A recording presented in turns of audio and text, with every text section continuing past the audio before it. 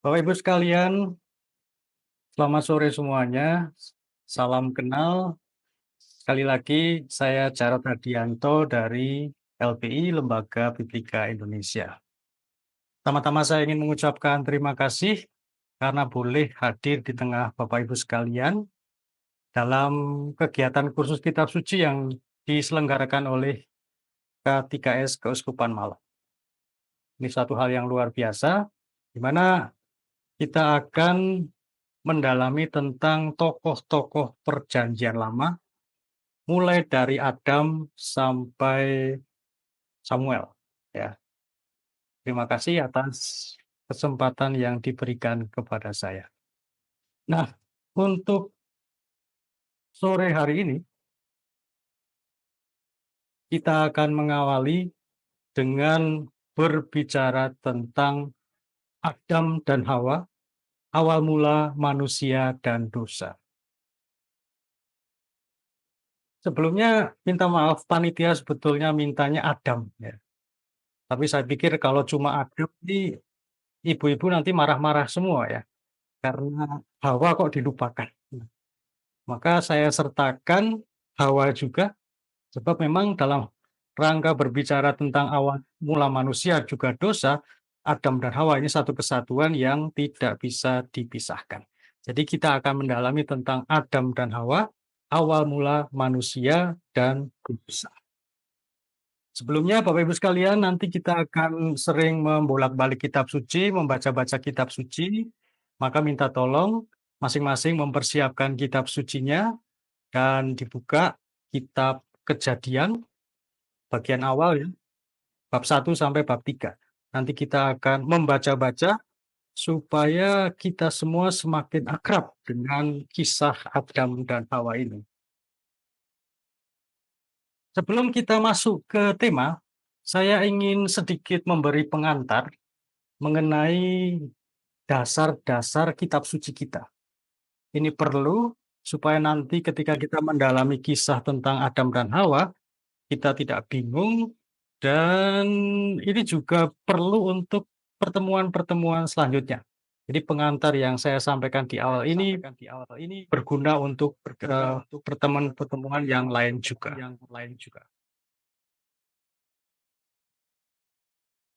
Kita akan mendalami kitab suci, tetapi apa itu kitab suci? Kalau orang ditanya apa itu kitab suci, biasanya dengan cepat menjawab kitab suci adalah firman Allah. Tetapi definisi itu kurang lengkap.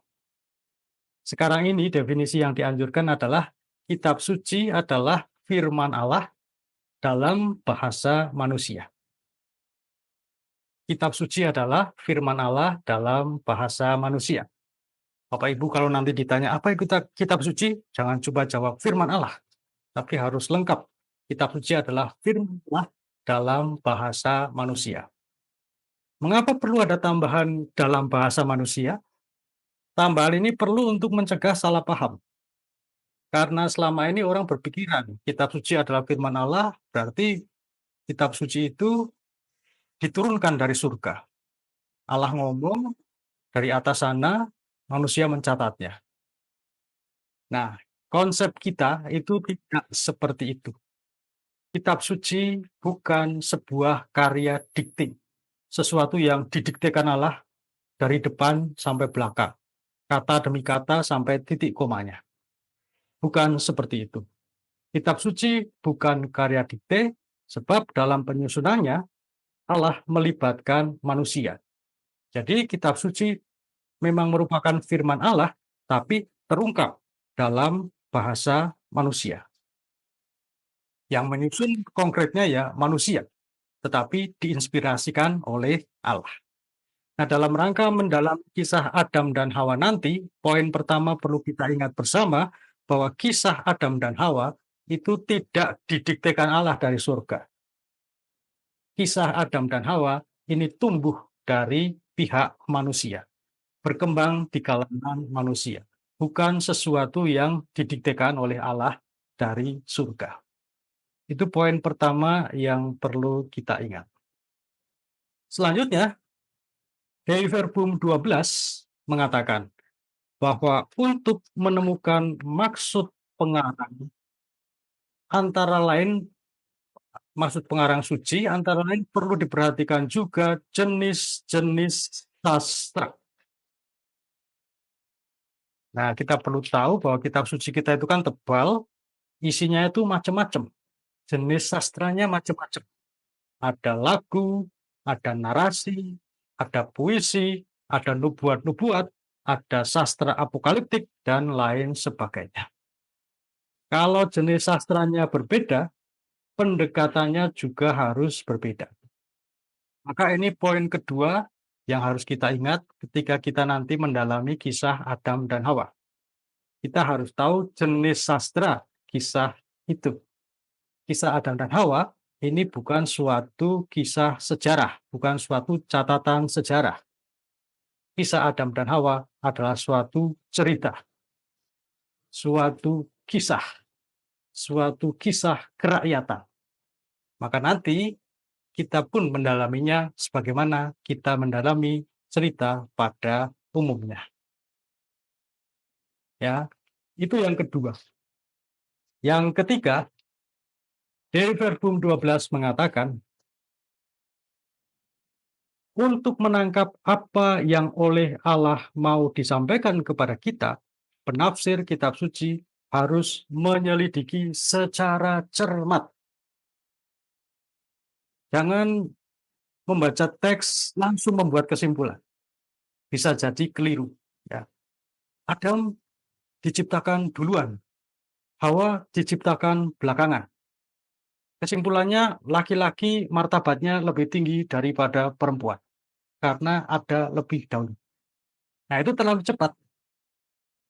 Sebelum kita menafsirkan, selidiki terlebih dahulu dengan cermat. Apa sih yang mau disampaikan oleh pengarang dengan kisahnya ini?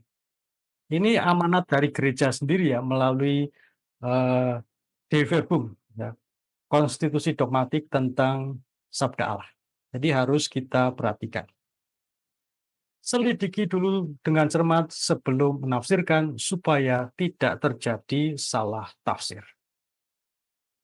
Nah, selanjutnya kita harus ketahui bahwa kitab suci itu bukan buku ilmu pengetahuan. Kitab suci bukan buku ilmu bumi, bukan buku sejarah, bukan buku kesehatan, bukan buku ilmu kemasyarakatan. Kalau Anda mau mengetahui tentang sejarah, ya belajarlah di sekolah, di sana ada pelajaran sejarah. Tetapi kitab suci buku sejarah. Memang dalam kitab suci ada sejarah, tetapi bagaimanapun kitab suci bukan buku sejarah. Itu tolong diingat rumus yang perlu kita pegang. Ada sejarah dalam kitab suci, tapi bagaimanapun kitab suci bukan buku sejarah.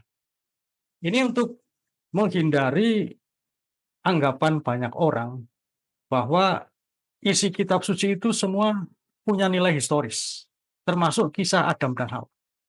Tidak seperti itu. Sebab memang kisah itu ada di dalam kitab suci kita, tidak dimaksudkan sebagai catatan sejarah. Terus kitab suci itu apa? Kitab suci adalah buku keagamaan. Dia mau memberi kesaksian bahwa di balik pengalaman dan peristiwa-peristiwa kehidupan, Allah dengan setia berkarya memimpin manusia pada keselamatan. Kitab suci mau bersaksi bahwa Allah mengerjakan karya keselamatan dalam sejarah umat manusia. Sehingga nanti kalau kita mendalami kisah Adam dan Hawa, poin yang harus kita ingat, yang harus kita cari adalah kisah itu mau mengajarkan apa kepada kita. Bukan detail-detailnya yang penting, tetapi secara keseluruhan, ajaran apa atau kesaksian apa tentang Allah yang mau disampaikan kepada kita. Ini supaya orang lalu tidak salah paham. Membaca kisah tentang Taman Eden, orang penasaran, Taman Eden itu di mana sih?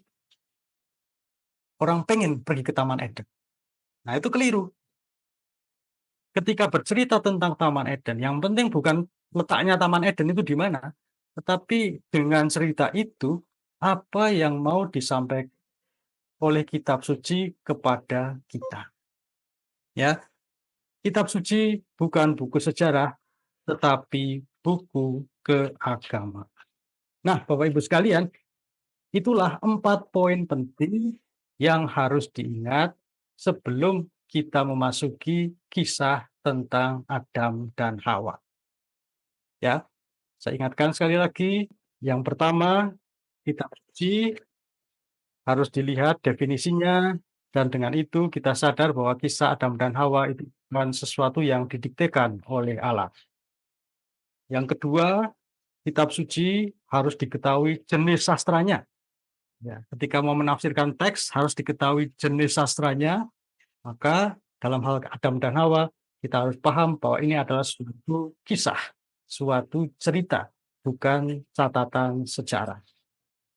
Yang ketiga, sebelum menafsirkan, agar tidak terjadi salah tafsir yang merugikan kita semua, selidiki dulu dengan cermat apa yang mau disampaikan oleh suatu teks. Dan yang keempat, kitab suci adalah buku keagamaan, maka ketika kita sudah membaca suatu teks, yang perlu kita tanyakan adalah ajaran apa yang mau disampaikan oleh teks yang baru saja kita baca. Nah, 4 poin ini perlu dipegang dalam hal menafsirkan kitab suci dalam pertemuan sore hari ini, tapi juga dalam minggu-minggu selanjutnya. Nah, sekarang kita akan mulai masuk ke dalam kisahnya. Kita mau bicara tentang Adam dan Hawa. Dalam rangka berbicara tentang Adam dan Hawa, tentunya kita harus berbicara tentang kisah penciptaan alam semesta. Dan ini ada di Kejadian 1 dan Kejadian 2. Kisah penciptaan alam semesta yang ada dalam kitab suci kita, ini sering membuat orang bingung. Apa yang tertulis dalam kitab suci, bahwa Allah menciptakan selama 7 hari, bahwa eh, Allah menciptakan matahari, bulan, dan sebagainya dalam waktu yang begitu singkat, kok berbeda dengan yang kita cari di sekolah. Di sekolah, kepada kita diajarkan bahwa alam semesta tercipta berjuta-juta tahun lamanya. Umurnya juga mungkin sudah miliaran, ya. Lalu kita bertanya, mana yang benar kalau begitu? Nah, ini yang saya katakan tadi, pentingnya mengingat 4 poin yang saya sampaikan. Kitab suci bukan buku sejarah, bukan buku ilmu pengetahuan.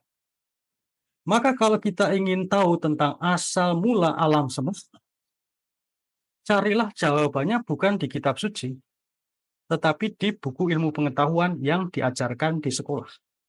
Di sana para ahli memaparkan penelitiannya yang bahkan sampai sekarang belum selesai juga.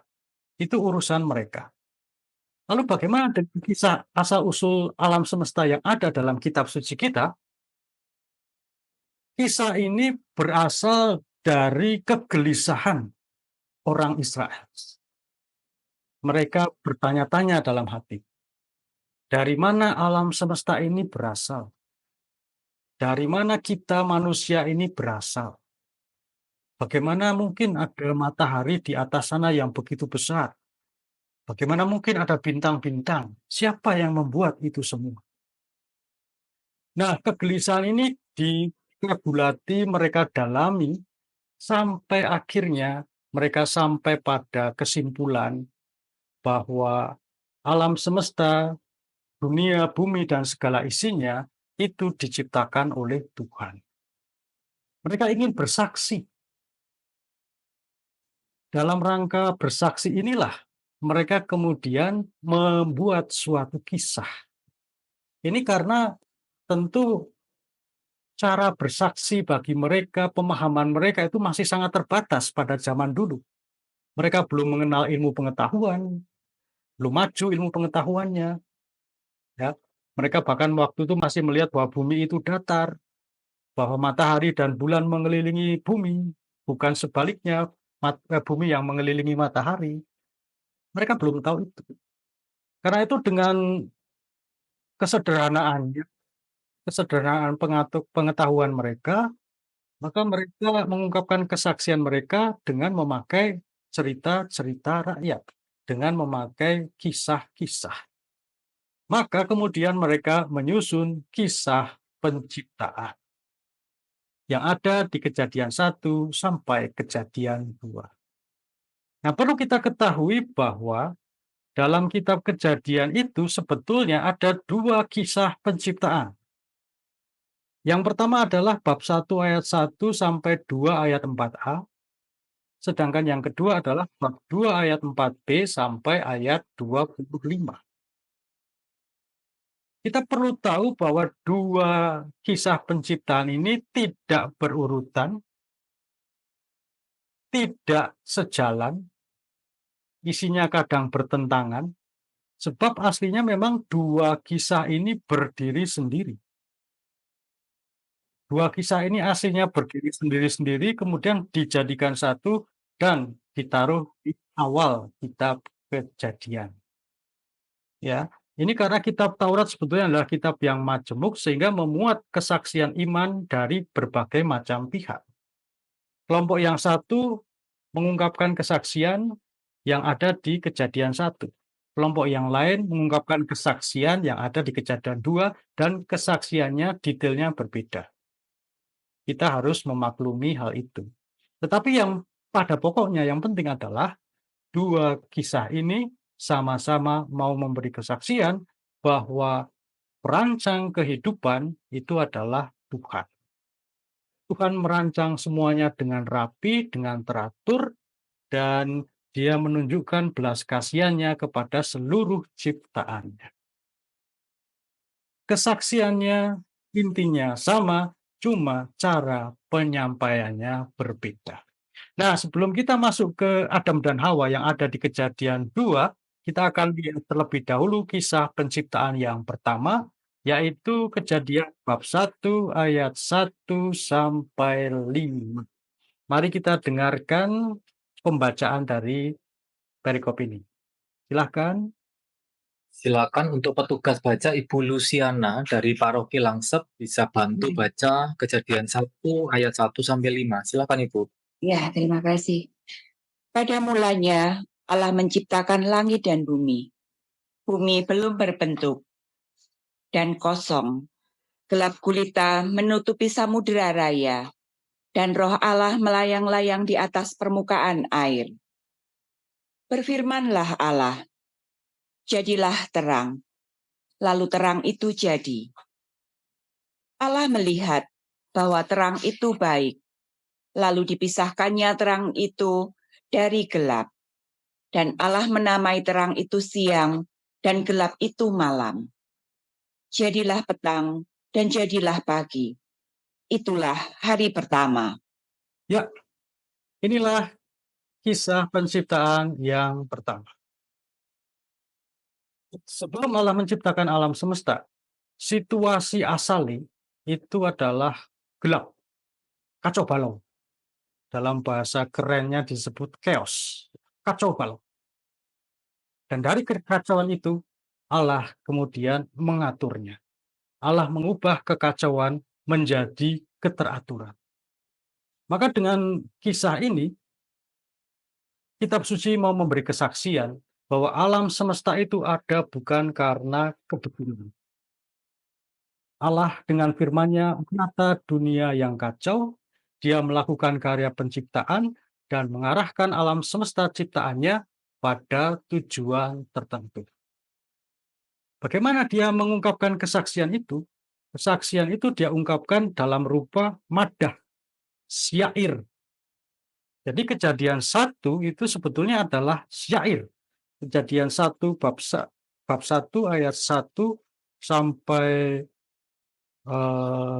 berapa tadi 24a itu wujudnya adalah syair. Kita sedang ketemu dengan syair di sini atau bahasa teknisnya adalah madah. Ya, Ada urutan di situ. Hari pertama Allah menciptakan terang. Hari kedua Allah menciptakan cakrawala. Hari ketiga Allah memisahkan daratan dan lautan. Allah juga menciptakan tumbuhan. Hari keempat Allah menciptakan benda penerang dan seterusnya. Teratur. Dan dalam penciptaan hari per hari itu susunannya juga teratur. Ada pemberitahuan, ada perintah, jadilah terang, ada laporan bahwa terang itu jadi, ada evaluasi bahwa apa yang dia ciptakan itu baik, kemudian ada referen, jadilah petang, jadilah di hari pertama. Begitu terus berulang-ulang. Maka kejadian 1 itu bentuknya adalah madah. Kesaksian dalam kitab suci itu bentuknya madah. Sehingga jangan ini dilihat sebagai laporan ilmu pengetahuan tentang terjadinya alam semesta. Ini sekedar suatu kesaksian bahwa Allah lah yang menciptakan alam semesta ini dan seisinya. Nah, dalam kisah penciptaan yang pertama, puncak penciptaan itu ada di hari ke-6. Hari ke-6 di mana di sini Tuhan menciptakan manusia. Sebetulnya bukan hanya manusia yang diciptakan pada hari ke-6, tetapi fokusnya adalah manusia. Mari kita lihat kisah penciptaan yang ada di kisah yang pertama, yaitu Kejadian bab 1 ayat 26 sampai 31. Silakan. Silakan Bu Lucy.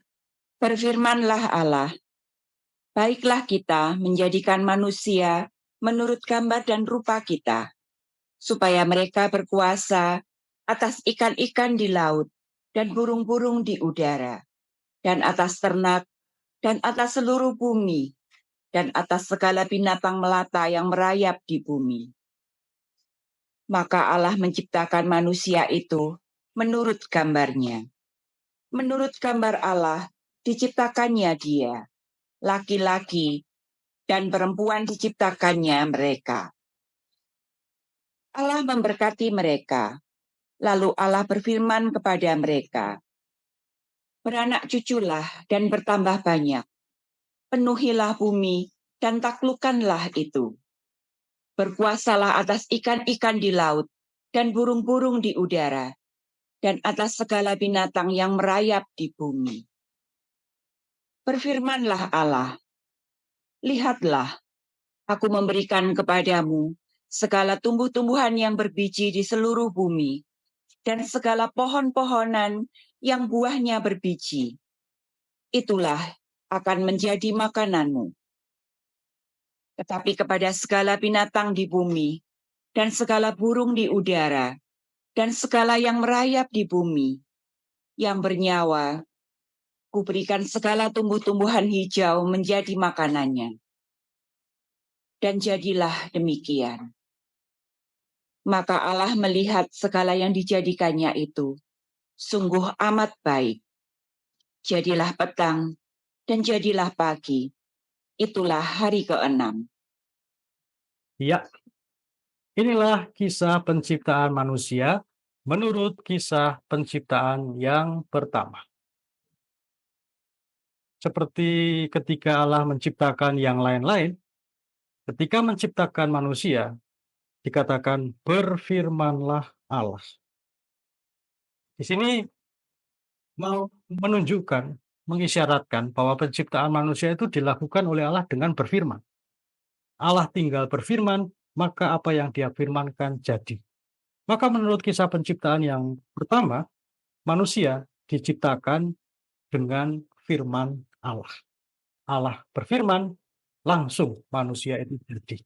Seperti ketika Allah menciptakan yang lain-lainnya. Nah, mungkin Anda tertarik dengan kok ada kita di situ. Siapa kita?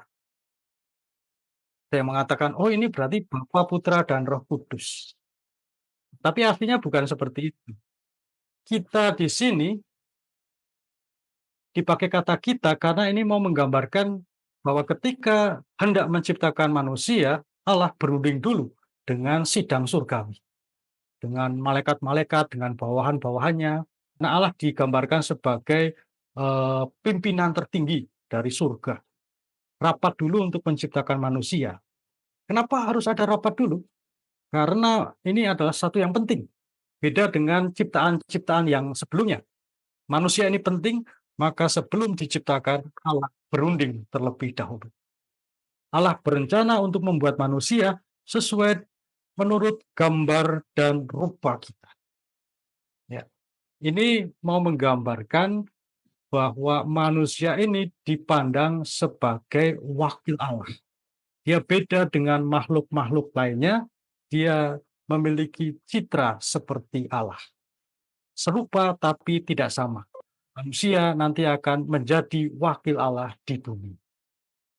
Nah, maka Allah kemudian menciptakan manusia dengan firman-Nya. Perlu diketahui juga Bapak Ibu sekalian, bahwa kisah penciptaan ini tidak berbicara tentang Adam dan Hawa. Ini bukan penciptaan Adam dan Hawa.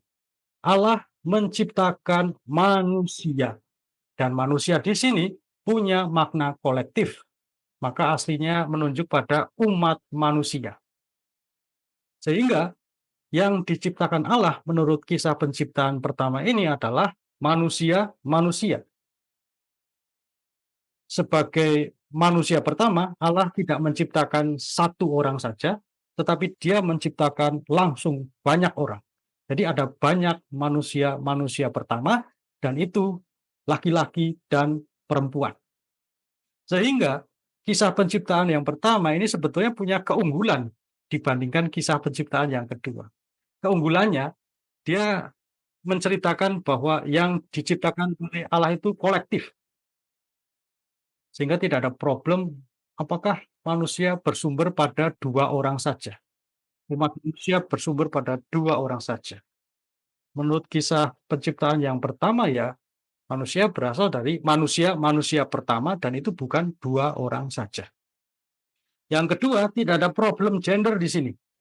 Kisah penciptaan yang kedua seolah-olah mengesankan bahwa yang diciptakan itu laki-laki duluan, perempuan belakangan. Sehingga kemudian dipakai oleh kaum laki-laki untuk mengklaim martabat kami lebih tinggi karena kami diciptakan duluan, perempuan belakangan. Menurut kisah penciptaan yang pertama, laki-laki dan perempuan itu diciptakan bersama-sama. Maka tidak ada problem siapa duluan, siapa belakangan di sini. Laki-laki dan perempuan martabatnya setara, sejajar, karena memang diciptakan bersama-sama. Nah, itu Bapak Ibu sekalian, kisah penciptaan yang pertama, penciptaan manusia, yang ternyata sangat berbeda dengan yang mungkin lebih akrab dengan telinga kita. Nah, sekarang kita akan masuk ke kisah penciptaan yang kedua, dan di sini kita mulai berbicara tentang Adam dan Hawa. Seperti saya katakan tadi, kisah penciptaan yang kedua ini berbeda dengan kisah penciptaan yang pertama. Kalau kisah penciptaan yang pertama, dia berbicara tentang penciptaan alam semesta, lalu kemudian ujung-ujungnya penciptaan manusia.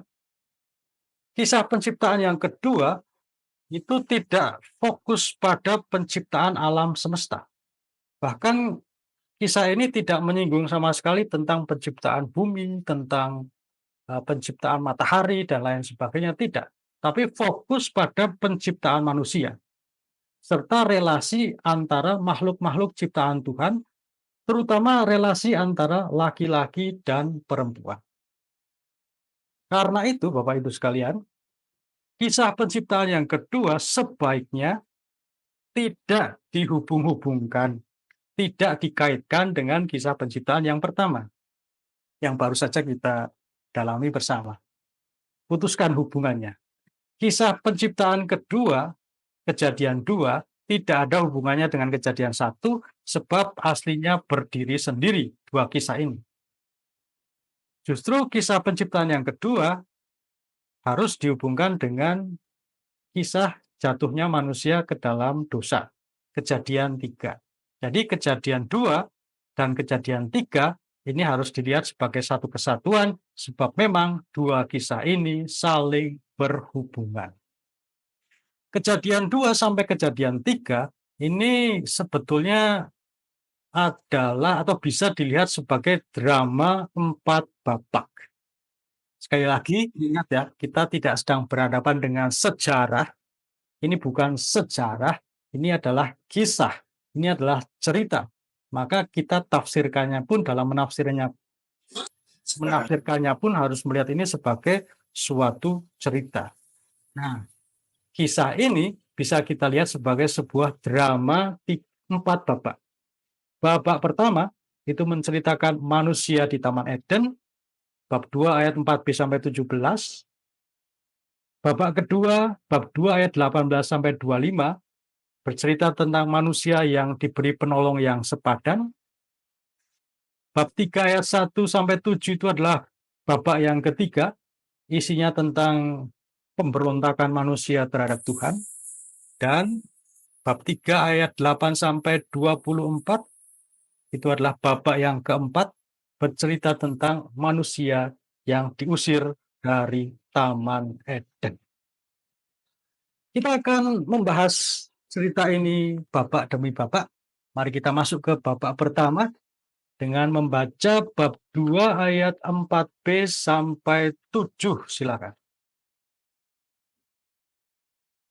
Demikianlah ketika Tuhan Allah menjadikan bumi dan langit, belum ada semak apapun di bumi, belum timbul tumbuh-tumbuhan apapun di padang, sebab Tuhan Allah belum menurunkan hujan ke bumi, dan belum ada orang untuk mengusahakan tanah itu.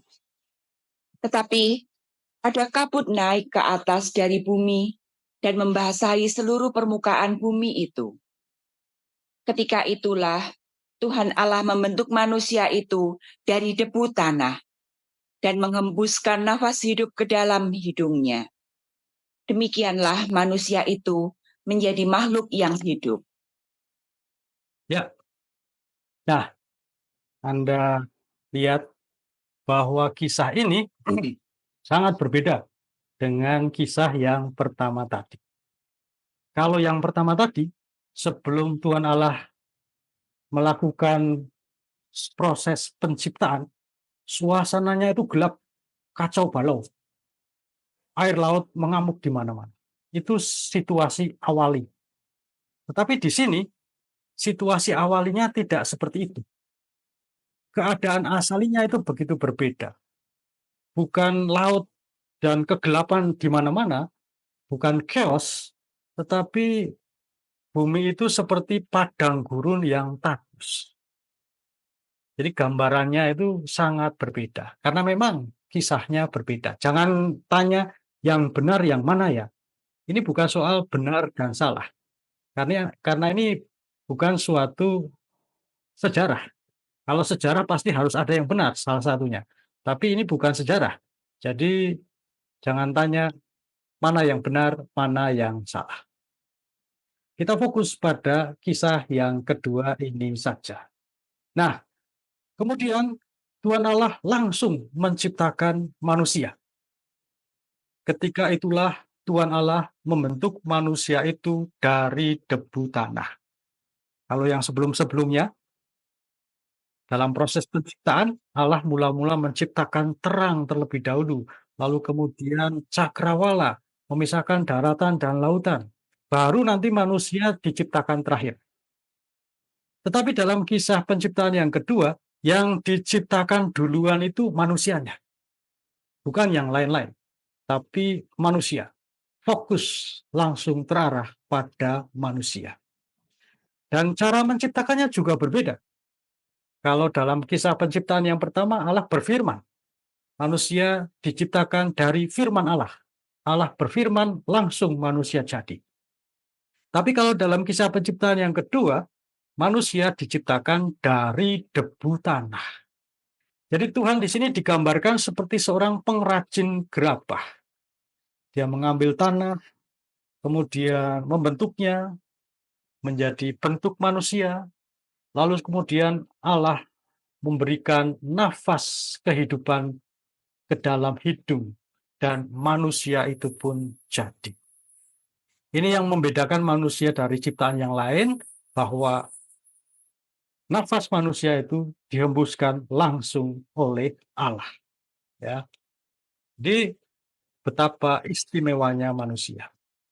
Berbeda juga dengan kisah penciptaan yang pertama, di situ diciptakan manusia-manusia, laki-laki dan perempuan sekaligus, banyak manusia diciptakan sekaligus, tapi dalam kisah penciptaan yang kedua ini, Allah hanya menciptakan satu orang saja. Allah hanya menciptakan manusia, satu manusia saja. Tapi jangan dikatakan bahwa Allah menciptakan Adam. Allah di sini tidak tepat kalau dikatakan menciptakan Adam. Allah juga tidak tepat dikatakan menciptakan laki-laki. Allah di sini menciptakan manusia. Allah di sini menciptakan manusia. Belum bisa disebut laki-laki karena waktu itu belum ada perempuan. Maka yang diciptakan oleh Allah pertama kali itu bukan laki-laki, tetapi Allah menciptakan manusia. Ya. Nah, mari kita lanjutkan dengan membaca bab 2 ayat 8 sampai 9, lalu lompat ayat 15 sampai 17. Silakan. Selanjutnya, Tuhan Allah membuat taman di Eden, di sebelah timur. Disitulah ditempatkannya manusia yang dibentuknya itu. Lalu Tuhan Allah menumbuhkan berbagai-bagai pohon dari bumi, yang menarik dan yang baik untuk dimakan buahnya. Dan pohon kehidupan di tengah-tengah taman itu, serta pohon pengetahuan tentang yang baik dan yang jahat. Tuhan Allah mengambil manusia itu dan menempatkannya dalam Taman Eden untuk mengusahakan dan memelihara taman itu. Lalu Tuhan Allah memberi perintah ini kepada manusia. Semua pohon dalam taman ini boleh kau makan buahnya dengan bebas.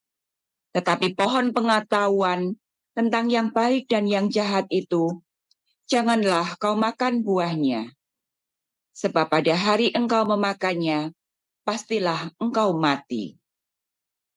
Ya.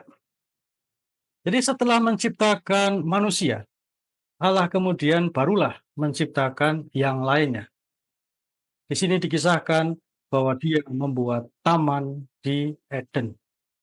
Mau dikatakan dengan ini bahwa bagi manusia, Tuhan memberikan banyak hal.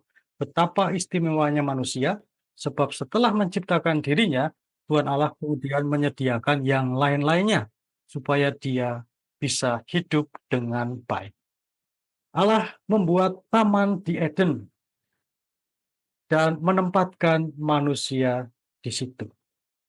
Pohon-pohon ditumbuhkan olehnya supaya bisa buah-buahan yang dihasilkan oleh pohon-pohon itu bisa memelihara hidup manusia. Maka kalau kita membayangkan Taman Eden, Bapak Ibu sekalian, jangan membayangkan seperti taman bunga. Eden bukan taman bunga. Eden itu taman pohon. Isinya bukan bunga-bunga, tapi pepohonan. Pepohonan itu semua menghasilkan buah. Jadi bisa dikatakan juga taman buah. Sebab memang tujuannya adalah untuk memenuhi kebutuhan manusia. Kita kan nggak bisa makan bunga ya, tapi kita bisa makan buah. Jadi semua kebutuhan manusia itu sudah disiapkan oleh di Taman Eden itu. Tapi di Taman Eden ini ada dua pohon yang istimewa, yaitu pohon kehidupan dan pohon pengetahuan. Buah pohon kehidupan akan membuat seseorang hidup selamanya.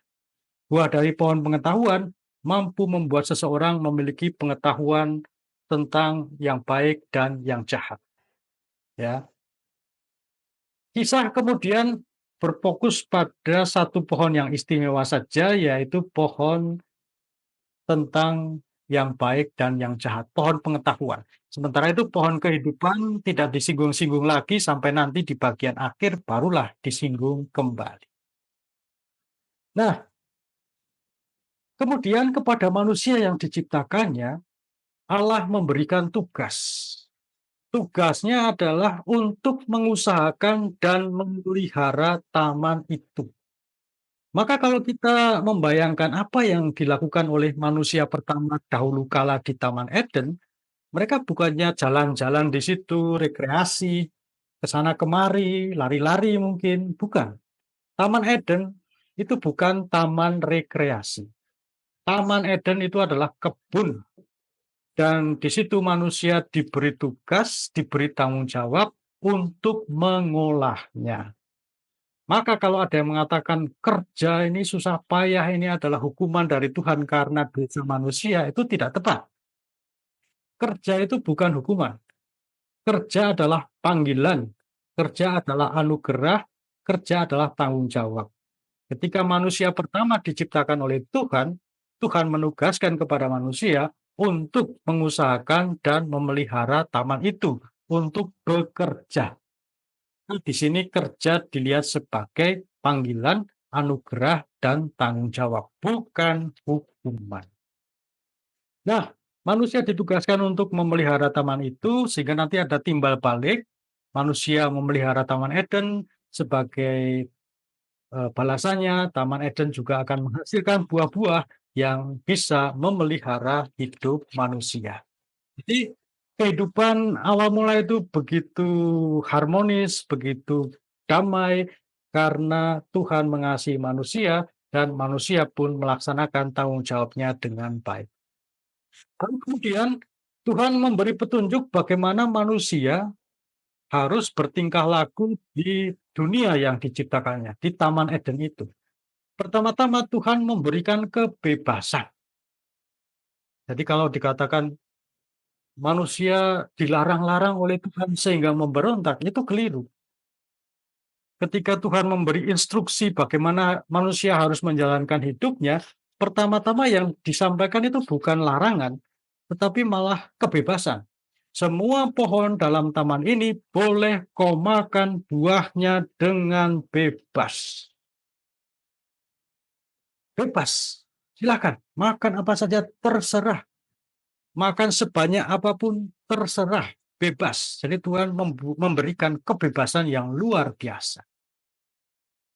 Tetapi kebebasan itu tentu bukan lalu seenak-enak. Kebebasan itu ada batasnya. Maka kemudian Tuhan memberi batasan. Tetapi pohon pengetahuan tentang yang baik dan yang jahat itu, janganlah kau makan buahnya. Kebebasan manusia itu ada batasnya, yaitu mereka dilarang makan dari buah pohon pengetahuan. Ini mau mengatakan bahwa pengetahuan serta otonomi yang tak terbatas itu hanya milik Allah, bukan milik manusia. Kalau manusia nekat memakan buahnya, pastilah akan mati. Pelanggaran akan membawa bencana, yakni kematian. Nah, Bapak Ibu sekalian, itulah babak pertama dari drama di Taman Eden, kisah penciptaan manusia yang pertama. Sekali lagi, yang diciptakan oleh Tuhan itu bukan laki-laki, yang diciptakan pertama oleh Tuhan itu bukan laki-laki, tetapi manusia. Ini nanti ada beda yang sangat signifikan ya. Yang diciptakan pertama oleh Tuhan bukan laki-laki, tetapi manusia. Nah, sekarang kita akan masuk ke babak yang kedua, di mana dikisahkan manusia itu lalu diberi oleh Tuhan penolong yang sepadan. Bab 2 ayat 18 sampai 25. Silakan.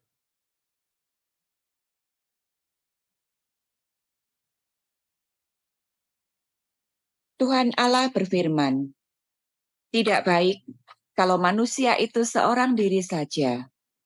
Aku akan menjadikan penolong baginya, yang sepadan dengan dia." Lalu Tuhan Allah membentuk dari tanah segala binatang hutan dan segala burung di udara. Dibawanyalah semuanya kepada manusia itu untuk melihat bagaimana ia menamainya. Dan seperti nama yang diberikan manusia itu kepada tiap-tiap makhluk yang hidup, demikianlah nanti nama makhluk itu. Manusia itu memberi nama kepada segala ternak, kepada burung-burung di udara, dan kepada segala binatang di hutan. Tetapi baginya sendiri, ia tidak menjumpai penolong yang sepadan dengan dia. Lalu Tuhan Allah membuat manusia itu tidur nyenyak. Ketika ia tidur, Tuhan Allah mengambil salah satu rusuk daripadanya, lalu menutup tempat itu dengan daging. Dan dari rusuk yang diambil Tuhan Allah dari manusia itu, dibangunnyalah seorang perempuan. Lalu dibawanya kepada manusia itu. Lalu berkatalah manusia itu, "Inilah dia, tulang dari tulangku, dan daging dari dagingku. Ia akan dinamai perempuan, sebab ia diambil dari laki-laki. Sebab itu, seorang laki-laki akan meninggalkan ayahnya dan ibunya, dan bersatu dengan istrinya, sehingga keduanya menjadi satu daging. Mereka keduanya telanjang, manusia dan istrinya itu, tetapi mereka tidak merasa malu."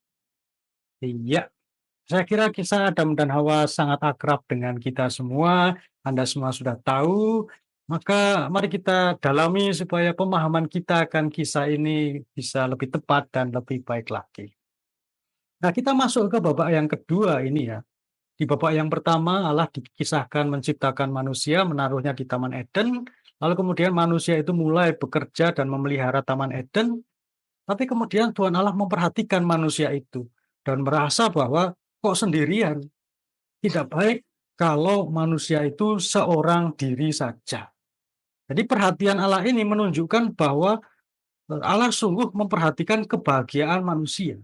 Dia ingin manusia itu bahagia dan menurut Tuhan Allah, kebahagiaan itu akan dirasakan oleh manusia itu kalau dia memiliki penolong yang sepadan, memiliki teman hidup yang sederajat agar mereka dapat hidup bahu-membahu saling tolong-menolong. Maka kemudian Allah mulai berusaha menciptakan penolong yang sepadan. Mula-mula diciptakan binatang-binatang. Manusia itu kemudian memberi nama kepada binatang-binatang itu. Tapi di antara binatang-binatang itu tidak ada yang bisa menjadi penolong yang sepadan. Dan ini tampak dalam adegan manusia itu memberi nama. Kalau seseorang memberi nama kepada orang lain, di situ kesannya yang memberi nama itu lebih tinggi kuasanya daripada yang diberi nama. Maka di sini binatang-binatang digambarkan berada di bawah manusia derajatnya. Jadi tidak sepadan. Sehingga Tuhan Allah lalu kemudian berpikir-pikir lagi, wah binatang rupanya tidak bisa menjadi penolong yang sepadan bagi manusia itu. Karena itu Tuhan Allah kemudian menciptakan yang lain lagi. Apa yang dilakukan oleh Tuhan selanjutnya?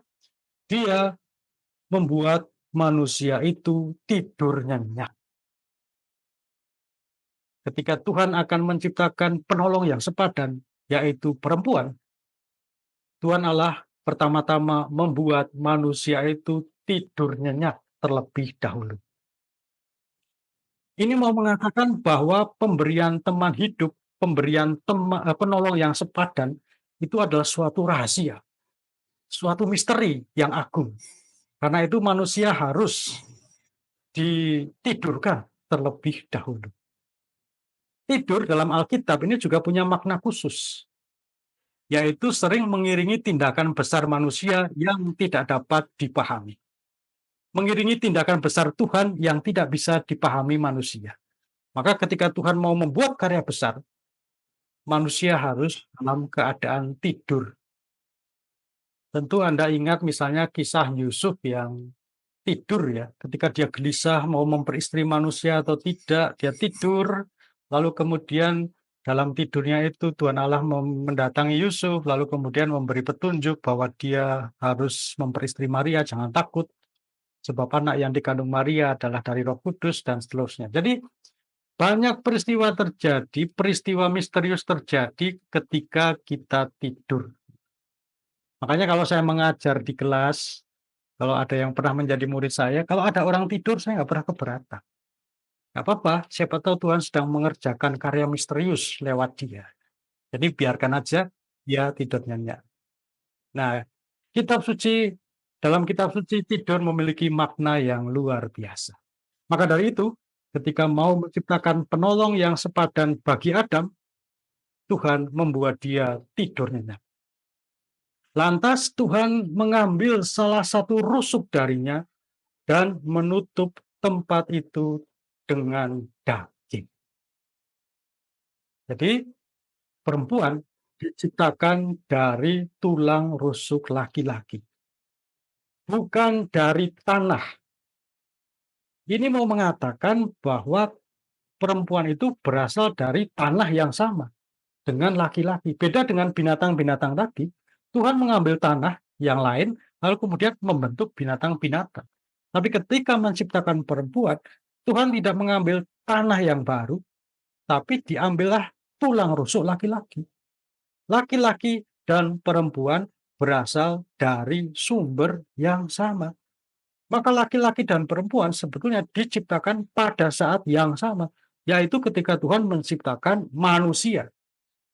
Manusia ini cuma ada varian saja, laki-laki dan perempuan, tapi aslinya sama-sama manusia. Ya, ini penting. Kalau ada yang mengatakan derajat perempuan lebih rendah daripada laki-laki, Anda bisa menunjuk ayat ini. Perempuan diciptakan dari tulang rusuk laki-laki, bukan dari tanah yang lain. Itu artinya laki-laki dan perempuan berasal dari tanah yang sama, dari sumber yang sama. Karena itu martabat laki-laki setara dengan martabat perempuan. Nah, itu satu kunci untuk menolak anggapan bahwa martabat perempuan lebih rendah daripada laki-laki. Juga rencana Allah tadi juga harus diingat. Allah mau menciptakan penolong yang sepadan. Sepadan. Sepadan itu ya setara, sejajar, sama derajatnya. Maka kalau ada yang mengatakan perempuan lebih rendah dari laki-laki, tidak bisa. Karena sejak semula rencana Allah adalah menciptakan penolong yang sepadan. Kata penolong itu sering membuat orang salah paham ya. Penolong berarti pembantu. Berarti perempuan itu pembantunya laki-laki. Wah, pembantu itu kesannya jadi rendah gitu. Nah, itu keliru. Maka jangan pakai kata penolong kalau itu membuat salah paham. Tekankan pada kata sepadan. Perempuan sepadan dengan laki-laki. Perempuan juga setara karena diambil dari tulang rusuk laki-laki. Nah, kemudian Adam berkata, inilah dia. Manusia itu berkata, inilah dia, tulang dari tulangku dan daging dari dagingku. Ini juga penegasan sekali lagi bahwa perempuan dan laki-laki itu sebanding, sederajat, martabat mereka setara.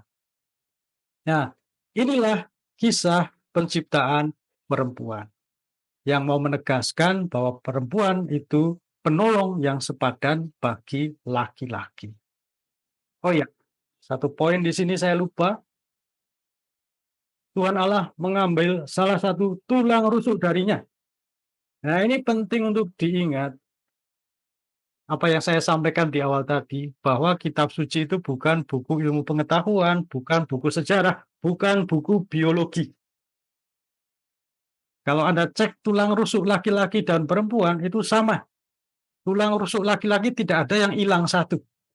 Diambil untuk menciptakan perempuan, tidak ada. Karena memang cerita ini jangan dipandang, jangan dianggap sebagai suatu laporan ilmu pengetahuan. Ini bukan buku biologi. Tulang rusuk kita semua sama. Ini hanyalah salah satu kisah dalam rangka menegaskan kesejajaran perempuan dan laki-laki, sehingga perempuan tidak diambil dari tulang kaki laki-laki atau malah tulang kepala laki-laki, tapi dari rusuk tengah, mau juga menegaskan kesetaraan antara perempuan dan laki-laki. Tidak ada yang lebih tinggi, tidak ada yang lebih rendah, kedua makhluk ini, laki-laki dan perempuan itu sejajar dan setara. Nah, Bapak Ibu sekalian, itulah babak yang kedua, penciptaan perempuan sebagai penolong yang sepadan. Sekarang kita masuk ke babak ketiga, bagaimana kemudian manusia jatuh ke dalam dosa. Kalau tadi dalam kisah penciptaan alam semesta, asal-usulnya adalah permenungan manusia, dari mana kita berasal, dari mana alam semesta berasal, lalu kemudian suaminya. diambillah kesimpulan bahwa Tuhanlah yang menciptakan kita. Permenungan tentang dosa, asal-usulnya adalah pengamatan, kegelisahan. Tuhan kan menciptakan segala sesuatunya itu baik. Tetapi kenapa hidup manusia itu penuh dengan penderitaan? Mengapa hidup manusia itu berakhir dengan suram? Karena adanya kematian. Kok bisa ada kematian? Mengapa hal itu bisa terjadi? Nah, kemudian hasil permenungannya itu adalah Tuhan memang menciptakan kita baik, cuma kita manusia merusakkannya. Kita menderita karena kita telah jatuh ke dalam dosa. Jadi kesaksian itu kemudian mau disampaikan dan bentuknya berupa cerita lagi melanjutkan kisah manusia yang pertama tadi. Satu catatan Bapak Ibu sekalian, sejak tadi sampai sekarang nama manusia itu belum disebut Adam dan Hawa, masih manusia, laki-laki, perempuan, tapi belum ada namanya Adam dan Hawa. Itu nanti baru muncul kemudian ketika manusia jatuh ke dalam dosa. Nah, dengan demikian, mari kita masuk ke babak yang ketiga, bagaimana manusia bisa jatuh ke dalam dosa. Bab 3 ayat 1 sampai 5, silakan. Adapun ular ialah yang paling cerdik dari segala binatang di darat yang dijadikan oleh Tuhan Allah. Ular itu berkata kepada perempuan itu, "Tentulah Allah berfirman, semua pohon dalam taman ini jangan kamu makan buahnya, bukan?" Lalu sahut perempuan itu kepada ular, "Buah pohon-pohonan dalam taman ini boleh kami makan. Tetapi tentang buah pohon yang ada di tengah-tengah taman, Allah berfirman, jangan kamu makan ataupun kamu raba buah itu. Nanti kamu mati." Tetapi ular itu berkata kepada perempuan itu, "Sekali-kali kamu tidak akan mati. Tetapi Allah mengetahui bahwa pada waktu kamu memakannya, matamu akan terbuka, dan kamu akan menjadi seperti Allah, tahu tentang yang baik dan yang jahat." Iya, inilah awal dari kisah jatuhnya manusia ke dalam dosa. Sebelumnya, tadi sudah kita ketahui bersama, di Taman Eden ada dua pohon istimewa, pohon kehidupan dan pohon pengetahuan. Pohon kehidupan kita sisihkan terlebih dahulu. Kita sekarang berfokus pada pohon pengetahuan. Tuhan memperbolehkan manusia untuk makan buah apa saja dari pohon yang ada di situ, tapi tidak buah pohon pengetahuan. Nah, kisah diawali dengan memunculkan satu sosok yang baru, yaitu ular. Apakah ular ini setan? Ular baru dianggap sebagai manifestasi setan itu abad pertama sebelum Masehi. Jadi ketika kisah dalam kitab Kejadian ini, ular di situ bukan setan sebetulnya, tetapi melambangkan, sekedar melambangkan pihak yang bermusuhan dengan Tuhan dan manusia. Ular dipilih karena gerak-geriknya yang menyeramkan, tapi mungkin juga karena menjadi simbol dalam kultus kesuburan agama-agama lain pada waktu itu. Maka di sini ular digambarkan sebagai sosok yang licik, cekatan, dan selalu berusaha menggoda manusia agar menentang Tuhan. Jadi ini bukan setan, tapi si pembujuk, katakanlah seperti itu. Nah, ular mulai menjalankan misinya. Dia bertemu dengan si perempuan dan kemudian berkata, "Tentulah Allah berfirman, jangan kamu makan buah dari semua pohon di taman ini, bukan?" Ular di sini menunjukkan kelicikannya. Dia memutarbalikkan perkataan Tuhan. Tuhan tadi pada si manusia yang pertama, dia mengatakan, semua pohon di taman ini boleh kamu makan. Jadi penekanannya adalah kebebasan. Tuhan memberi banyak kebebasan kepada manusia. Cuma ada batasan. Tetapi oleh ular dibalik. Kebebasan itu tidak disinggung sama sekali, tapi yang ditekankan adalah larangan.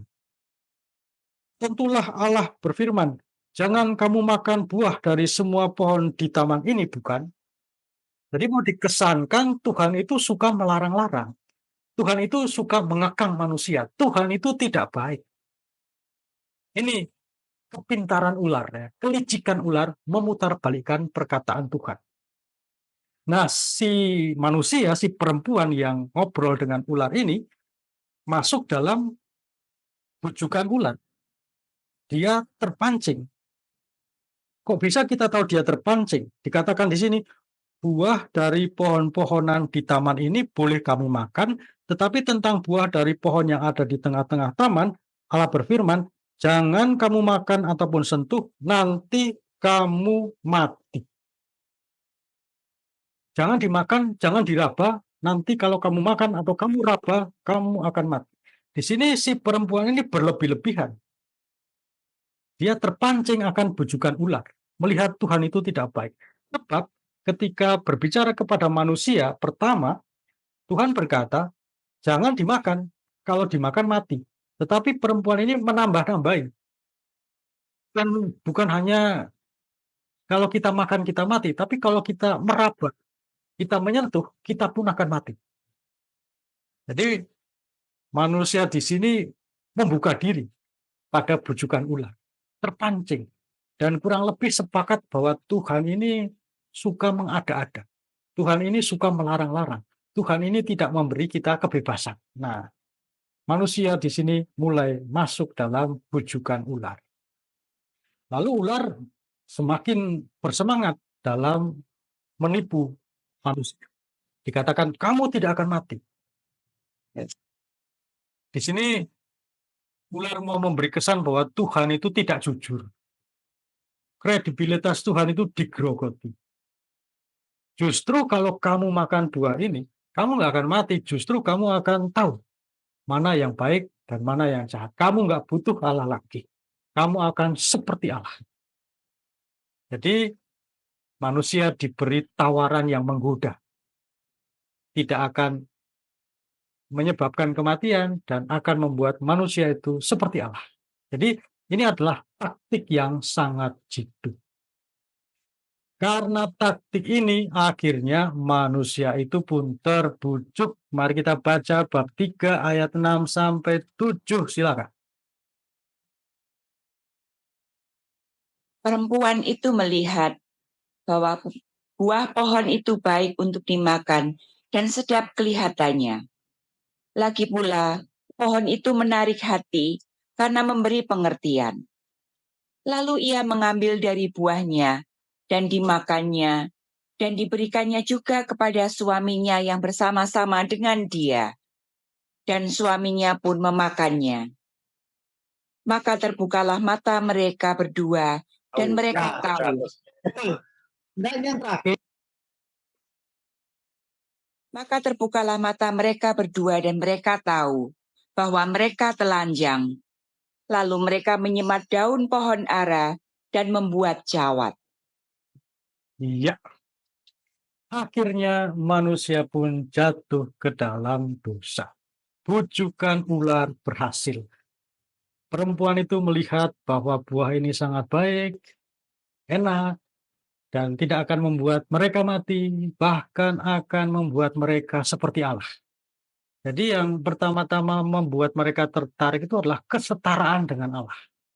Manusia tidak puas dengan kodratnya, dia pengen seperti Allah, tahu yang baik dan tahu yang jahat. Maka dimakanlah buah itu dan jatuhlah manusia ke dalam dosa.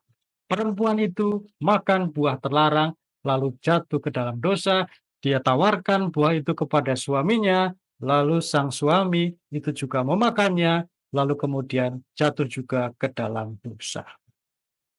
Tapi Bapak Ibu sekalian, gara-gara penggambaran seperti itu, lalu kemudian muncul tuduhan, siapa yang menyebabkan laki-laki jatuh ke dalam dosa? Jawabannya adalah perempuan. Gara-gara perempuan ngobrol dengan ular, tertarik untuk makan buah terlarang, lalu kemudian menawarkannya kepada sang suami, jatuhlah laki-laki ke dalam dosa. Maka siapa yang salah kalau laki-laki jatuh ke dalam dosa? Yang salah adalah perempuan. Perempuanlah yang jatuh ke dalam dosa untuk pertama kalinya. Maka perempuan lagi-lagi menjadi korban. Yang tadi dituduh martabatnya lebih rendah karena diciptakan belakangan. Sekarang dituduh menyebabkan laki-laki jatuh ke dalam dosa. Pandangan itu Bapak Ibu sekalian salah. Salah. Kita harus punya tafsir yang tepat supaya tidak mencelakakan orang lain, mencelakakan kaum perempuan, merugikan kaum perempuan. Maka bagian ini harus ditafsirkan secara tepat agar diperoleh pemahaman yang benar ya tentang manusia yang jatuh ke dalam dosa. Bukan disebabkan oleh perempuan. Ada kata kunci yang menunjukkan hal itu, yaitu di bab 3 ayat 6.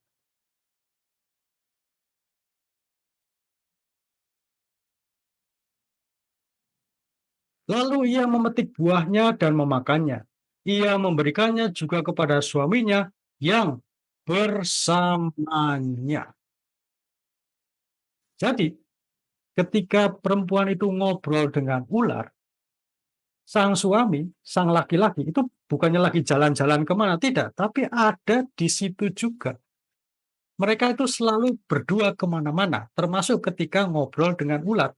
Sang suami juga ada di situ. Itu artinya keputusan untuk makan buah terlarang itu adalah keputusan mereka bersama. Kedua orang itu mendengarkan bujukan ular bersama-sama dan akhirnya sepakat bahwa ular itu benar, Tuhan itu salah. Mereka memutuskan untuk makan buah itu bersama-sama. Maka harus dikatakan bahwa manusia jatuh ke dalam dosa, laki-laki dan perempuan jatuh ke dalam dosa bersama-sama. Mereka terbujuk bersama-sama. Bukanlah perempuan membujuk laki-laki, tetapi ular membujuk mereka berdua. Tapi kok yang ngobrol perempuan? Tapi kok yang makan buah terlarang perempuan duluan? Ya, mungkin karena yang menulis cerita ini laki-laki. Maka perempuanlah yang dipersalahkan, didahulukan membuat dosa. Tapi pada intinya, kisah tidak menunjukkan bahwa perempuan menyebabkan laki-laki jatuh ke dalam dosa, tapi kedua orang itu, laki-laki dan perempuan, jatuh ke dalam dosa bersama-sama. Maka jangan sekali lagi, jangan sampai lagi menyalahkan perempuan karena dosa manusia. Ini adalah dosa manusia, laki-laki dan perempuan bareng-bareng. Ya. Nah, kemudian setelah makan buah terlarang, mereka sadar bahwa mereka telanjang. Sekarang mereka merasa malu. Nah, telanjang ini melambangkan hubungan manusia yang tulus, jujur, dan terbuka dengan Tuhan. Tapi setelah berdosa, mereka pakai baju, menutup-nutupi, dan ini mau menunjukkan bahwa hubungan manusia dengan Tuhan tidak lagi harmonis karena dosa. Jadi manusia akhirnya jatuh ke dalam dosa. Inilah dosa pertama yang dilakukan manusia. Dosa ini bukan dosa ringan ya, cuma sekedar makan buah, tidak. Tetapi dengan dosa ini manusia melanggar perintah Tuhan, tidak percaya pada kasih-Nya, tidak menerima kondisi mereka sebagai ciptaan yang terbatas, tidak mau hidup di dunia sebagaimana diatur oleh Tuhan, dan mereka ingin seperti Allah. Jadi ini dosa yang besar dan sangat serius. Manusia jatuh ke dalam dosa. Nah, setelah manusia jatuh ke dalam dosa, kita masuk ke babak keempat, hukuman yang diterima oleh manusia atas dosa mereka. Mari kita baca bab 3 ayat 8 sampai 13, silakan. Ketika mereka mendengar bunyi langkah Tuhan Allah yang berjalan-jalan dalam taman itu pada waktu hari sejuk, bersembunyilah manusia itu dan istrinya itu terhadap Tuhan Allah di antara pohon-pohon dalam taman. Tetapi Tuhan Allah memanggil manusia itu dan berfirman kepadanya, "Di manakah engkau?" Ia menjawab, "Ketika aku mendengar bahwa engkau ada dalam taman ini, aku menjadi takut karena aku telanjang. Sebab itu aku bersembunyi." Firman-Nya, "Siapakah yang memberitahukan kepadamu bahwa engkau telanjang?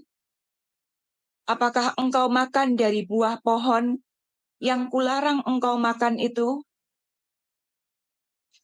Manusia itu menjawab, "Perempuan yang kau tempatkan di sisiku, dialah yang memberi dari buah pohon itu kepadaku, maka ku makan." Kemudian berfirmanlah Tuhan Allah kepada perempuan itu, "Apakah yang telah kau perbuat ini?" Jawab perempuan itu, "Ular itu yang memperdayakan aku, maka ku makan." Ya, ini adalah dampak langsung dari dosa, yaitu berhentinya shalom, terhentinya kehidupan yang harmonis. Ketika Tuhan jalan-jalan ke Taman Eden, manusia bukannya sukacita menyambutnya, tapi malah lari bersembunyi. Maka di sini mau dikatakan hubungan manusia dengan Tuhan menjadi jauh karena dosa. Hubungan yang harmonis antara manusia dengan Tuhan terhenti karena dosa, rusak karena dosa. Bukan hanya hubungan dengan Tuhan yang rusak, tetapi hubungan antar ciptaan, antar manusia juga ikut rusak. Sebab sekarang tadinya diharapkan menjadi penolong yang sepadan, tetapi mereka berdua malah saling tuduh. Si laki-laki menuduh si perempuan. Perempuan yang kau tempatkan ini, perempuan yang kau berikan di sisiku, dialah yang memberi buah dari pohon itu kepadaku dan aku makan. Laki-laki menuduh perempuan, perempuan menuduh ular, mereka lempar-lemparan tanggung jawab. Jadi harmonisasi, kehidupan harmonis antar ciptaan rusak gara-gara dosa manusia. Nah, karena manusia jatuh ke dalam dosa, maka Tuhan memberikan hukuman kepada mereka. Apa hukumannya? Mari kita baca ayat 14 sampai 20, silakan. Lalu berfirmanlah Tuhan Allah kepada ular itu, "Karena engkau berbuat demikian, terkutuklah engkau di antara segala ternak dan di antara segala binatang hutan. Dengan perutmu lah engkau akan menjalar dan debu tanahlah akan kau makan seumur hidupmu. Aku akan mengadakan permusuhan antara engkau dan perempuan ini, antara keturunanmu dan keturunannya. Keturunannya akan meremukkan kepalamu, dan engkau akan meremukkan tumitnya." Firman-Nya kepada perempuan itu, "Susah payahmu waktu mengandung akan kubuat sangat banyak. Dengan kesakitan engkau akan melahirkan anakmu. Namun engkau akan birahi kepada suamimu, dan ia akan berkuasa atasmu." Lalu firman-Nya kepada manusia itu, "Karena engkau mendengarkan perkataan istrimu, dan memakan dari buah pohon yang telah kuperintahkan kepadamu, jangan makan daripadanya, maka terkutuklah tanah karena engkau. Dengan bersusah payah, engkau akan mencari rezekimu dari tanah seumur hidupmu. Semak duri dan rumput duri yang akan dihasilkannya bagimu, dan tumbuh-tumbuhan di padang akan menjadi makananmu. Dengan berpeluh engkau akan mencari makananmu, sampai engkau kembali lagi menjadi tanah, karena dari situlah engkau diambil. sebab engkau debu, engkau akan kembali menjadi debu. Manusia itu memberi nama Hawa kepada istrinya, sebab dialah yang menjadi ibu semua yang hidup. Iya, manusia jatuh ke dalam dosa, maka konsekuensinya manusia kemudian diberi hukuman. Tuhan menjatuhkan hukuman atas dosa yang telah dilakukan oleh mereka berdua. Nah, dalam mengisahkan tentang hukuman dari Tuhan, penyusun kisah ini memperhatikan gejala-gejala negatif yang ada di dunia ini. Dan gejala-gejala negatif itu dilihat sebagai hukuman dari dosa manusia. Ular pertama kali dihukum. Dia dihukum mulai saat ini berjalan melata. Maka kita sebagai pembaca kitab suci jangan berpikiran, oh dulu kalau begitu ular sebelum manusia jatuh ke dalam dosa itu punya kaki dan jalannya tegak. Bukan begitu. Ular itu ya jalannya begitu sejak dahulu, melata. Tetapi menurut manusia, melata ini kok sedih banget, jalan kok melata ya, nggak punya kaki. Nah ini dilihat sebagai hukuman Tuhan, maka kemudian dimasukkan dalam cerita ini. Oh asal-usul ular jalan melata itu karena dia dihukum Tuhan karena menggoda manusia. Ya pola pikirnya seperti itu ya. Jadi hukuman bagi ular, dia berjalan melata sejak saat itu dan kemudian dia juga akan mengalami permusuhan tanpa batas dengan manusia. Manusia dan ular akan saling membinasakan tanpa kemenangan dari salah satu pihak. Ular akan menggigit tumit manusia, sementara manusia anaknya akan menghancurkan kepala ular. Jadi aslinya kisah ini menggambarkan permusuhan tanpa ujung antara manusia dengan ular. Tapi dalam tradisi Kristen, ayat ini kemudian ditafsirkan bahwa Kristus akan menjadi pemenang akhir, dialah yang akan menginjak, akan menghancurkan kepala ular yang merupakan perwujudan dari iblis. Itu hukuman untuk ular. Kemudian hukuman bagi perempuan. Perempuan itu hukumannya adalah dia akan mengalami sakit waktu melahirkan. Nah ini juga jangan dibalik ya. Kalau begitu seandainya manusia nggak jatuh ke dalam dosa, perempuan itu kalau melahirkan tidak akan mengalami sakit. Bukan begitu. Tetapi eh, perempuan ketika melahirkan dia kesakitan dan ini oleh penulis kisah ini dipandang sebagai oh ini nih bentuk hukuman Tuhan karena jatuh ke dalam dosa. Ya, seperti itu. Jadi hukuman bagi perempuan adalah dia akan sakit waktu melahirkan dan sejak saat itu akan dikuasai oleh laki-laki. Dulu menjadi penolong yang sepadan, tetapi gara-gara jatuh ke dalam dosa, manusia sekarang berada di bawah kuasa laki-laki. Dan ini ditunjukkan di bagian akhir kisah tadi ayat 20, manusia itu memberi nama Hawa. Adam memberi nama perempuan itu Hawa. Jadi binatang-binatang tadi diberi nama oleh manusia dan itu tanda bahwa mereka tunduk kepada manusia itu. Sekarang Hawa diberi nama oleh Adam. Maka Hawa tunduk kepada Adam. Ini tanda atau hukuman karena telah jatuh ke dalam dosa. Maka kalau tidak ada lagi kesetaraan hubungan antara laki-laki dan perempuan martabatnya, ini menunjukkan bahwa situasi dosa karena perempuan dihukum atas perbuatannya. Nah, sementara itu apa hukuman bagi laki-laki? Dia akan berjerih payah dalam bekerja. Memang di Taman Eden mereka bekerja juga, tetapi sebelumnya apa yang mereka usahakan selalu berhasil secara melimpah. Tetapi sejak jatuh ke dalam dosa, manusia akan, laki-laki terutama, akan berjerih payah, bekerja dengan susah payah, dan hasil yang akan didapatkan itu tidak sepadan dengan usaha yang dikeluarkan. Dia akan hidup dalam penderitaan.